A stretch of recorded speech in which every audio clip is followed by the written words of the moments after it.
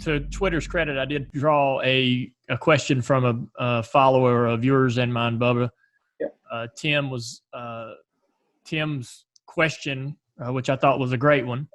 In all seriousness, can you guys offer some advice to people on how to start these difficult conversations? A lot of folks just don't know how to start them conversations. And I think that we just not only talking about conversations about race and between the black and the white communities, but also to our children. How do you start those conversations?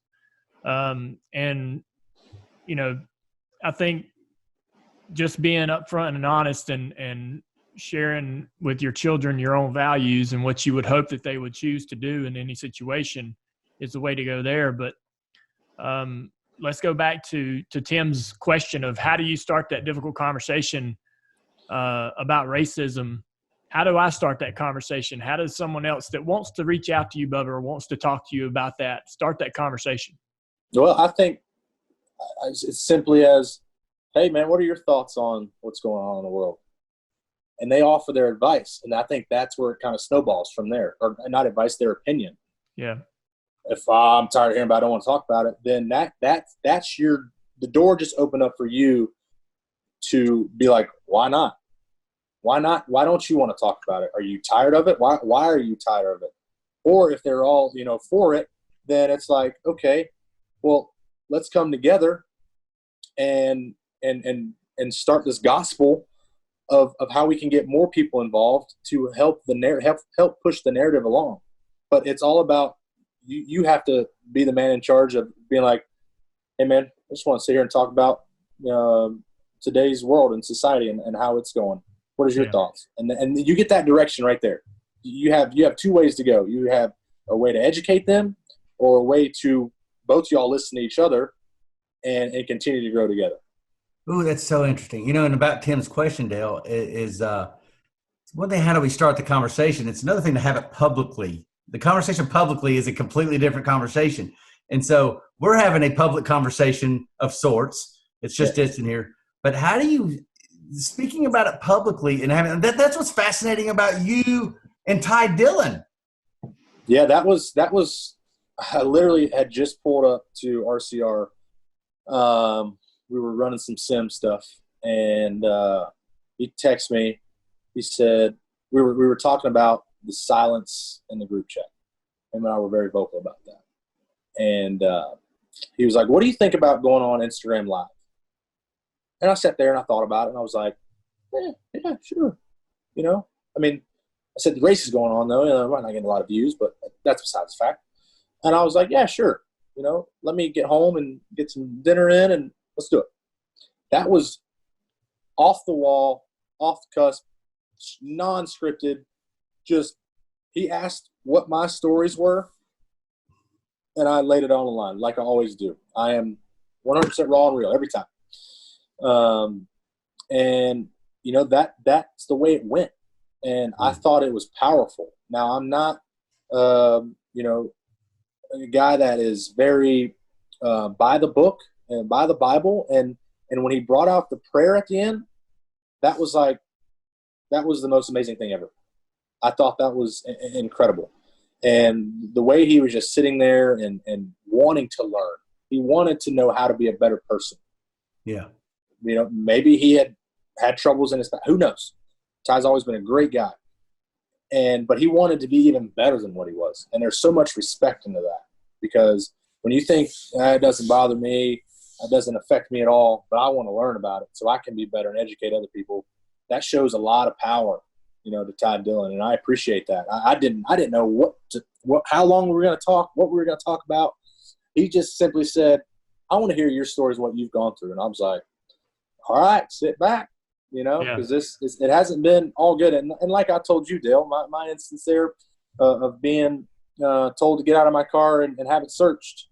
And it's funny on that instance, and I forgot to mention last night, I just got my car cleaned, and I had, I think, a race winning check just cashed.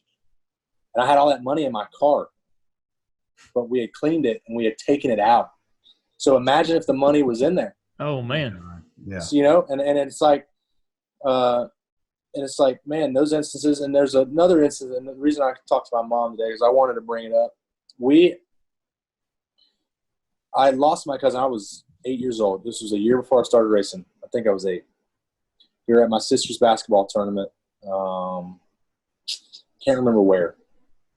I was running around the gym with all the other brothers and sisters there, and all of a sudden I hear a scream, like the worst scream that you want to hear. Not like somebody scared you scream, like something bad had just happened. And I look over and I see my mom running out the door. And we had just found out my cousin was shot and killed by a police officer, unarmed. And so it was, I was young. I didn't understand it. We lost a family member. But now seeing everything come full circle, I totally get it now.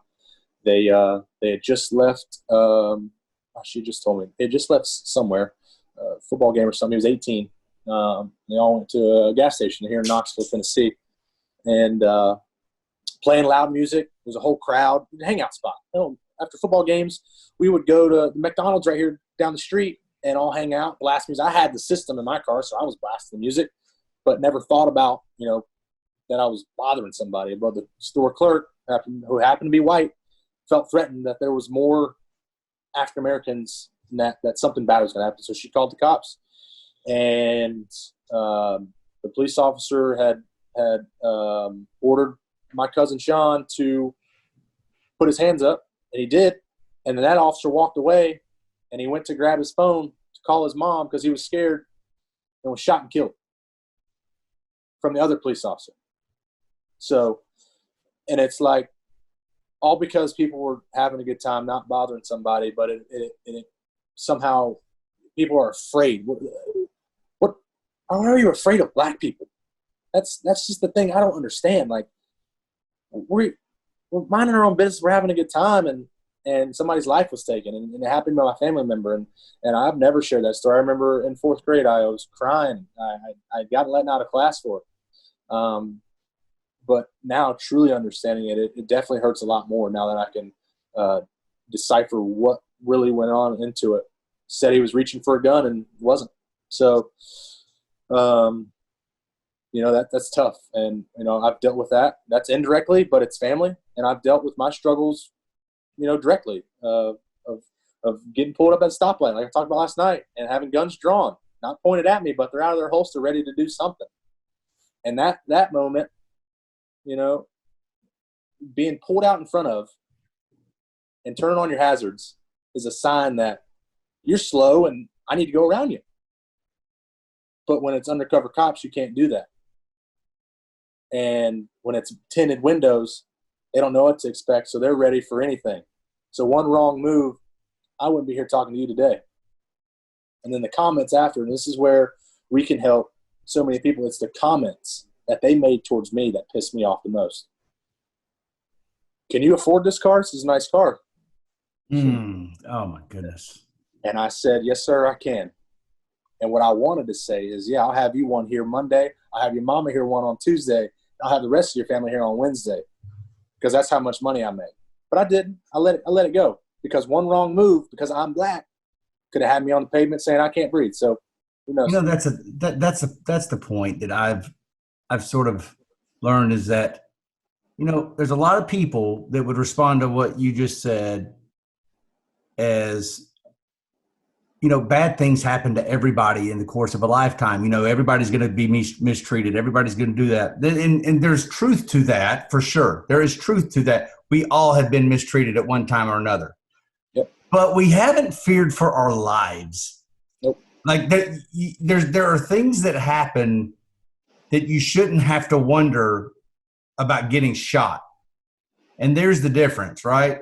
I get pulled over. It's happened a bunch. Not once did it even enter my mind the things that have to enter your mind and other people's minds that have to deal with this. That's their reality.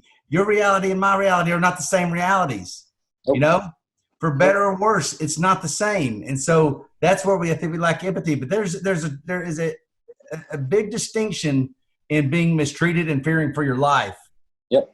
And I think that, a lot of the expression that we see going on around our country right now, it gets to that point when you fear for your life. Don't you agree? Yep. I agree 100%. You said it right. There's a big gap in between being mistreated and fearing for your life. I think we're seeing fears for life. And fortunately, you're seeing a lot of other people joining that, people that don't necessarily fear for their lives, people that are privileged, people that do. They're realizing the problem with that. It's just a problem. We shouldn't be this fearful. And if you are, well, let's not nitpick why you are. Let's listen and say, okay, how can we fix the fear, the cause of the fear? Goes back to listening.